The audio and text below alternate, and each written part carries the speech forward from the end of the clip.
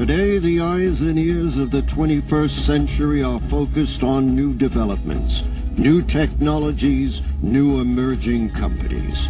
We're on the scene to bring it to you as it happens. We anchor from our new studios in Los Angeles and then go out all over America to get to the heart of the story. I'm Bert Tenzer. I'm Bella Shaw. I'm Doug Llewellyn. I'm William Shatner, and this is Heartbeat of America. Our show focuses on corporate America, its stories, its drama, its breakthroughs. We'll be going out today to report on an organization that is impacting our lives and shaping our future. An organization that truly is the heartbeat of America. The 21st century is upon us. It is the century that will be taking us further and further into space in search of other life.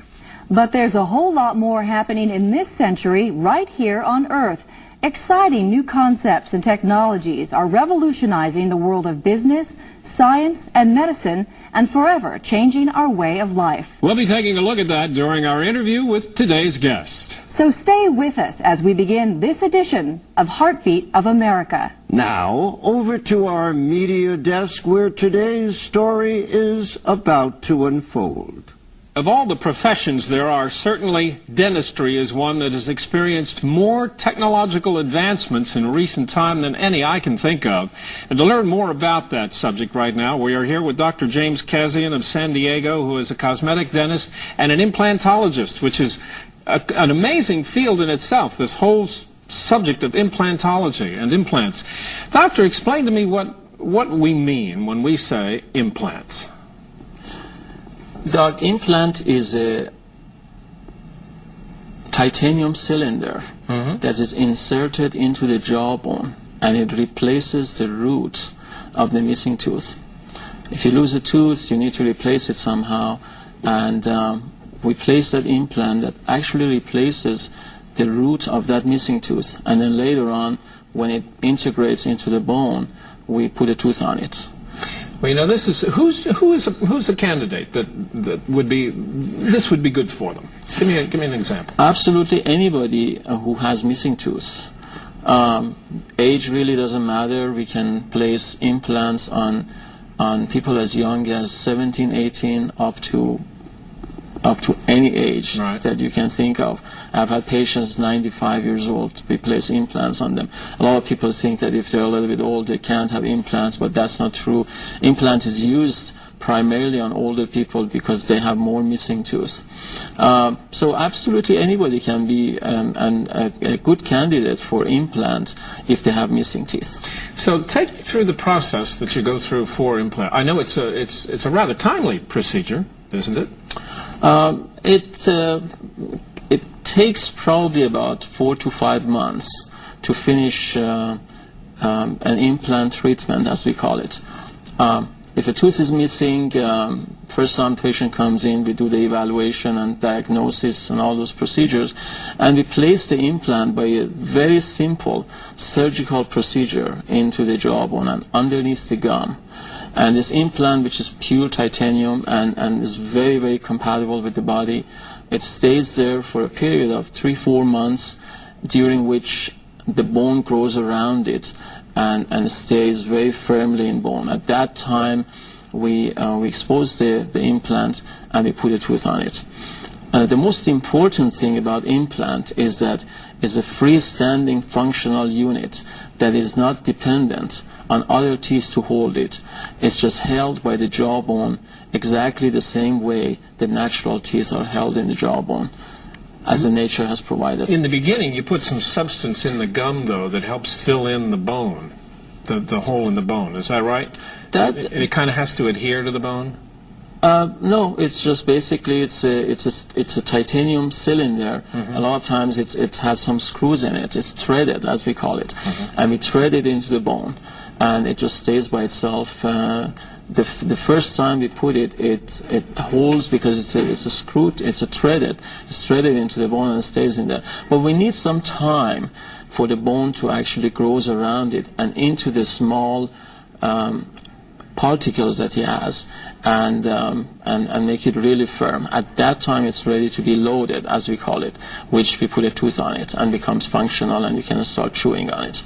Now, there are other ways of skinning the cat, so to speak, without doing the implants, but the implants are better than these other procedures.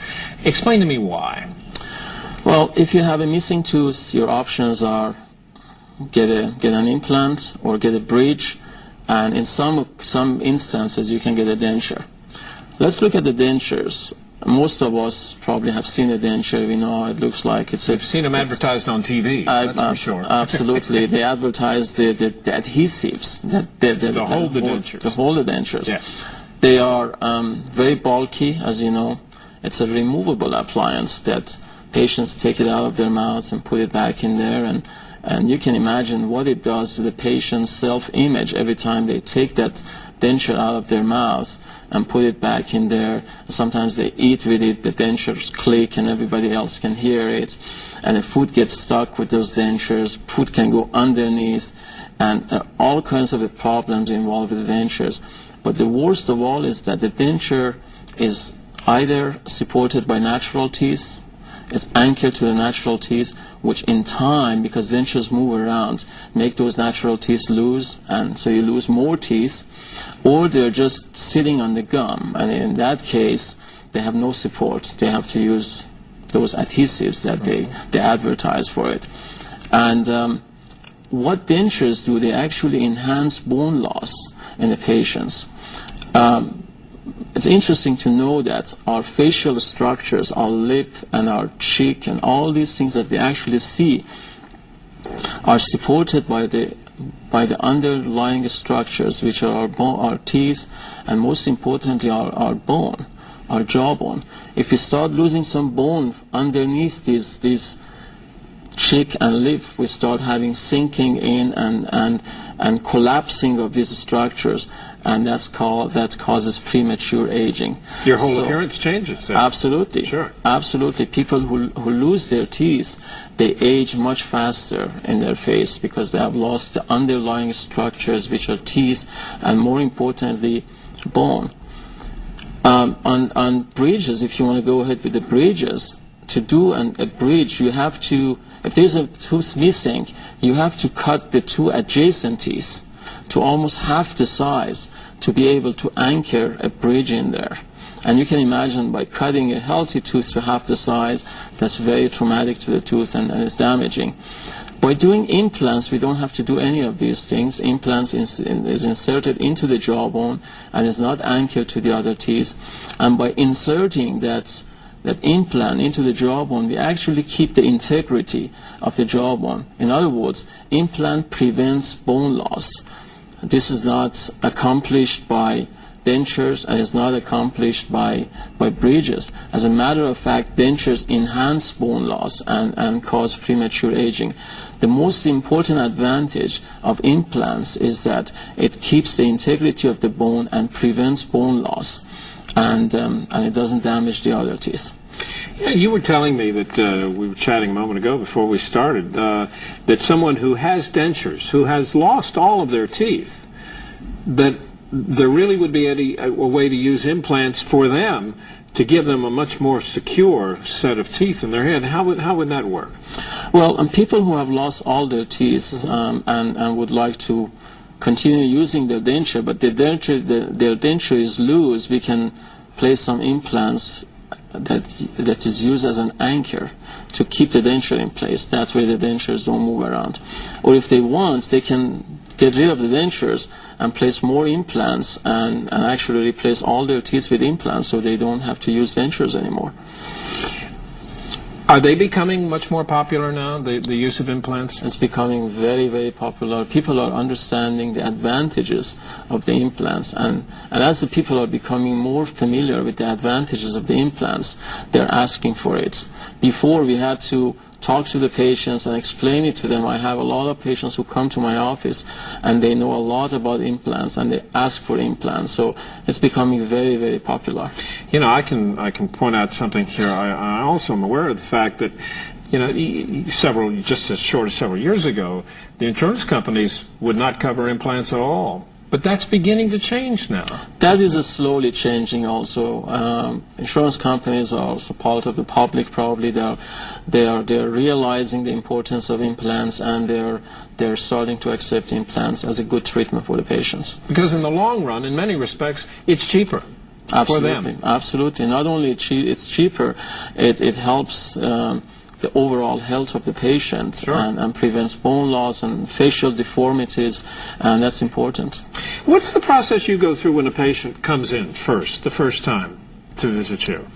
The first thing we do is evaluation, identify the problem of the patient, of course taking the radiographs and see how much bone is available, and we set a treatment plan at that time.